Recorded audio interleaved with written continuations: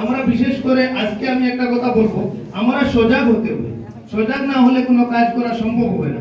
আগের যে দিনগুলি ছিল, আগের যে ম্যানুয়াল কাজগুলি ছিল, এসব এখন নেই। এখন ম্যানুয়াল কোনো কাজ হয় না। আমরা বিভিন্ন অফিস আদালতে গেলে দেখতে পাই সবকিছু অনলাইন।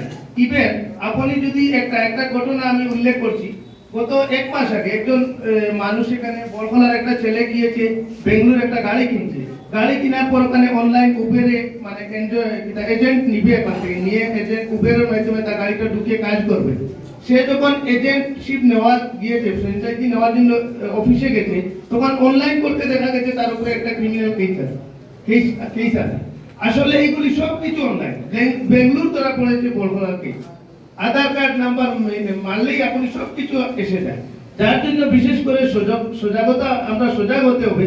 প্রাক্তন জিপি প্রেসিডেন্ট বলেছেন বিভিন্ন সমস্যার কথা, সচিব বলেছেন যে আমি যদি সরকারি প্রকল্পের টাকা পেতে হয় তাহলে আমাকে সজাগ হতে হবে, যেগুলো সিস্টেম এগুলো মানতে হবে। বিভিন্ন সময় দেখা যায় আমাদের গাঁও পঞ্চায়েত এলাকা বা অন্যান্য গাঁও পঞ্চায়েত এলাকায় বিভিন্ন সময় আমরা গাঁও পঞ্চায়েত সভাপতি, আঞ্চলিক পঞ্চায়েত সভাপতি, জেলা পরিষদ সদস্যের বাড়িতে আমরা কি করি, ভিড় জমাই যে আমারটা কেন ঢুকছে না, কেন ঢুকছে না। ওরা যে সাজেশন দিবে, এই সাজেশনটা আমরা মেনে নিতে হবে। আজকাল বহু অনলাইন কিছু কাজ চলছে, এগুলো এমন কঠিন না, কিন্তু এইভাবে জানতে হবে, সজাগ হতে হবে কিভাবে আমরা এটা অ্যাকোয়ার করবো, অ্যাচিভ করবো টাকাটা।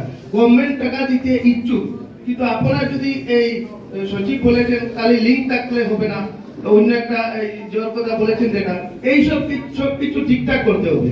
আপনারা যদি ফ্যামিলিতে কোনো মানুষ মৃত্যুবরণ করে তাহলে এটা নিয়েও খেয়াল থাকতে হবে, সজাগ থাকতে হবে। দেখুন এই যে বিশেষ করে আমি এনএসএপির কথা বলছি, NSAP national social assistant program, যেটা আগস্ট 1995 এ স্টার্ট করা হয়েছিল আমাদের ভারতে। আগস্ট 1995 এ স্টার্ট করা হয়েছিল NSAP national social assistant program, রাষ্ট্রীয় সহায়তা সামাজিক সহায়তা প্রকল্প।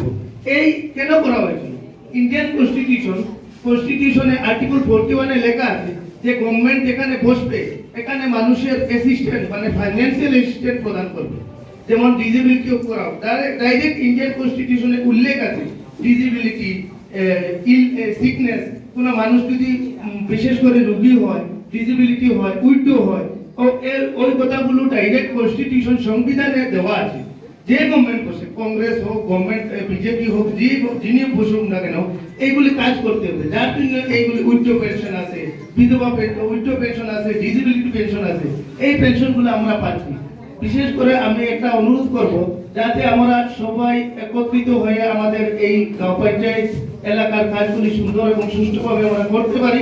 আর আমরা জনগণ যাতে সজাগ থাকি, কোন স্কিম কোন দিনের ভিতরে আমরা কি জমা দিতে হবে, কিভাবে কাজ করতে হবে, কার সঙ্গে যোগাযোগ করতে হবে, এই হিসাবে আমরা যাতে আমরা সজাগ হই। আমাদের এই এনএসসিপি বলুন, এমজিএনআরগা বলুন, বিশেষ করে এনএসসিপি ন্যাশনাল স্কিম, এটা সেন্ট্রাল গভর্নমেন্টের। এটার একটা সার্ভে হয়েছিল, এনইআরএফ একটা সার্ভে করেছিল 2014 এ। দেখা গিয়েছে বহু ছাড়া পড়েছে আমাদের ভারতে। এই স্কিমের মাধ্যমে বহু কিছু মানুষের উন্নতি হয়েছে, বহু কিছু মানুষ মিলছে এই স্কিমের মাধ্যমে। কিভাবে মিলছে? যারা অ্যাক্টিভ থাকে। মানুষ আপনি পেতে হলে আপনাকে অ্যাক্টিভ থাকতে হবে, আপনাকে সজাগ থাকতে হবে। এই কথাগুলি বলে আমার বক্তব্য এখানে শেষ করলাম।